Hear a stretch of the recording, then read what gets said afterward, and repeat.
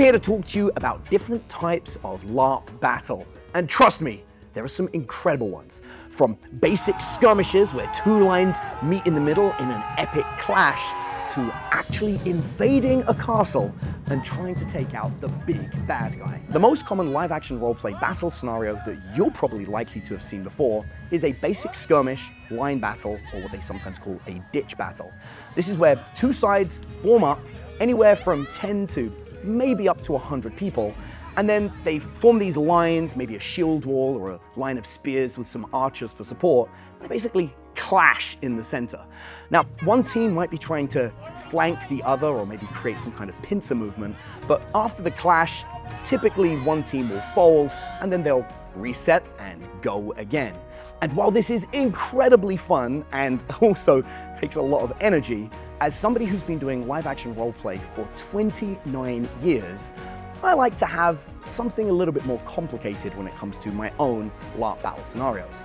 And so, myself and some really good friends of mine decided to create Hynafol.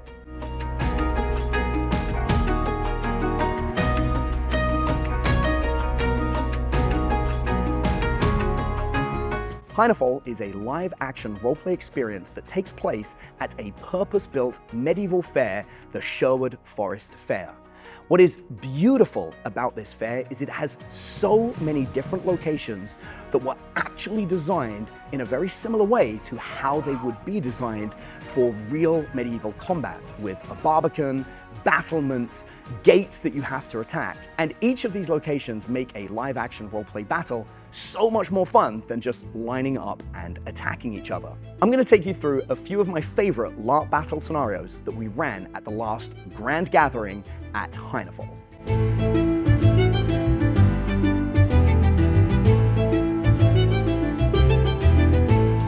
The first was storming the gates. In this scenario, we had a massive gate that could represent the entrance to a village or maybe to the outer keep in a castle. There are 3 massive doors that the attackers have to try and get past in order to secure objectives that are located on the inside of the walls. The defender's job is to simply keep the attackers outside of the castle, while the attackers are doing everything they can to get inside. The concept is a small force of defenders who are trying to protect an area against a massive horde of attackers. We simulated that by giving the attackers a respawn point. Essentially, every time an attacker died, they just had to walk to the respawn area, at which point they could come back in and they could re-get back into the battle. The defenders had no ability to respawn, so they just had to survive for as long as possible while keeping the attackers out. The way that we do our scoring at Hynafol is with some really cool objective markers that are made out of chess clocks. And the idea is that you hit the button on the chess clock that represents the same color as the team you're representing. We had 3 chess clocks or objectives on the inside of the castle. The goal is for the attackers to not just get inside, but to trip the chess clocks as fast as possible to their side and secure it. But it'd be a little bit too easy if that's the only thing that they had to do. And I find that if we really want to test the general, it's good to give them something that they actually have to communicate to their soldiers. So we added a little twist. The 3 chess clocks were set up so we had one on the left flank, one on the right flank, and one in the center. While the 2 clocks on either side functioned as normal, if you secure the middle chess clock, it actually ended the game. Now, you would collect all the time that was left remaining on that particular chess clock, but you lose the ability to score the chess clocks on the flanks. This means that the attacking team had to go inside and secure the flanking objectives first and then the center objective in order to get a maximum score. Now, in the chaos phase of battle, where people are stressed, adrenaline's running, people have died and respawned, and no one knows where the general is, even if the general managed to communicate before the battle all of the different rules for this scenario, people forget. And all it takes is one eager soldier who sees that beautiful objective right in the center and slap that button in order to make sure they secure the victory. And before they know it, they have accidentally cost their side a whole bunch of points because they weren't using proper communication. Now, obviously, the advantage belongs to the defenders in this scenario, and so to make the games fair, we always switch sides. So after the attackers have attempted to get inside the castle, we take a break and then switch sides as the attackers now attempt to defend the castle.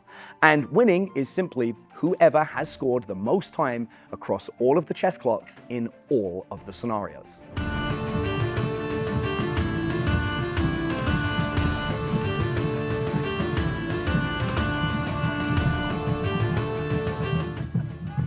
To create something that used a little bit more imagination, but enabled us to recreate some of the most popular video games that are all about naval battles, where it's not just about attacking another boat, but it's also about boarding the boat and getting as many resources off that thing as you can and getting it back to yours.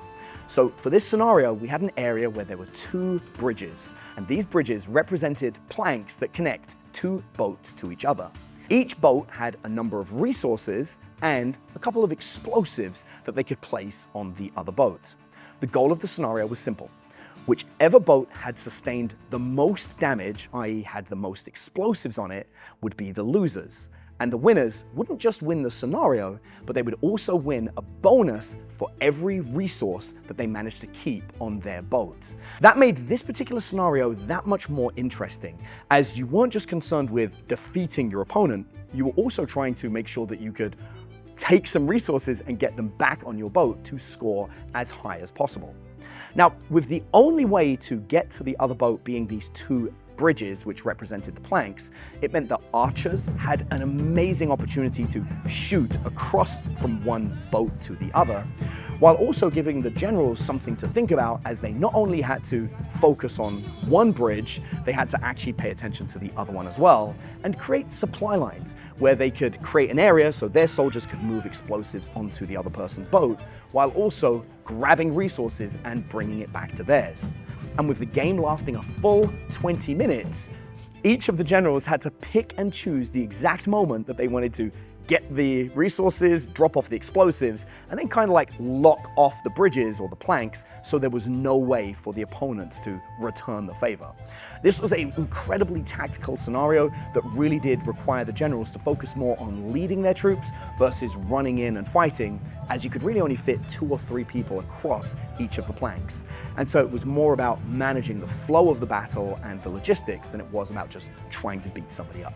Now, we created 16 different live-action roleplay battle scenarios for this last event, and the majority of those scenarios would be the same that you could find at the other kind of live-action roleplay events around the world, but we wanted to do something that was really different because we had this beautiful location, and so instead of just having player versus player battles, we decided to create a player versus enemy, a PvE experience, where one side was entirely made up of monsters who were defending a castle, and the players got to be heroes attempting to invade that castle.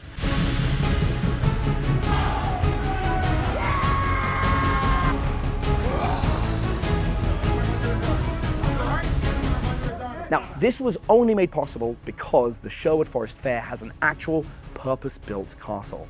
Now, this thing is truly incredible, with battlements and a barbican that has literal arrow slits in the walls to attack people as they invade through the corridor, and then a massive great hall that looked perfect as the ideal setting for a big boss battle.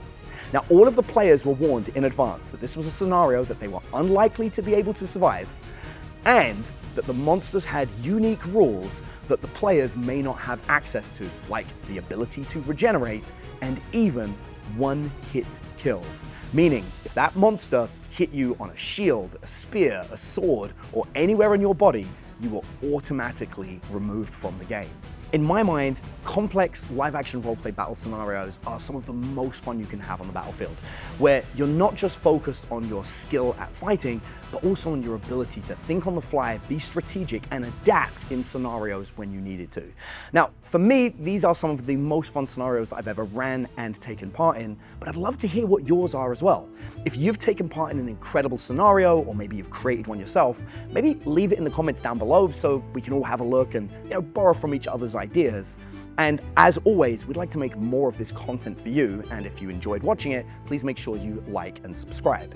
And finally, if you're in the Austin, Texas area and you want to have the experience of attacking a castle, breaking through a front gate, or maybe even just coming to check out Hynafol and see what it's all about, I'll make sure that we put a link somewhere in the description so you can click on it, have a look around, and maybe even come along and see it for yourself, and who knows, maybe I'll see you in person. In the meantime, check out this other video that explains a little bit more about what Hynafol is all about.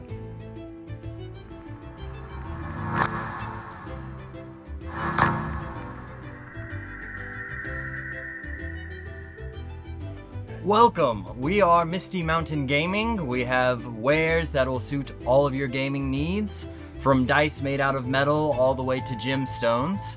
They do all come with a lifetime warranty. So if they chip, they crack, they break, we stand by our craftsmanship and we will replace them for free.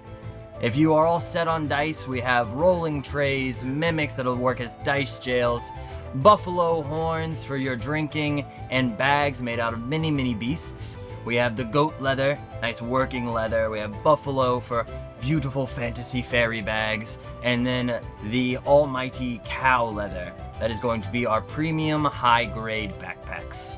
So come to Misty Mountain Gaming here at either Hynafol's Grand Gathering or our website, mistymountaingaming.com.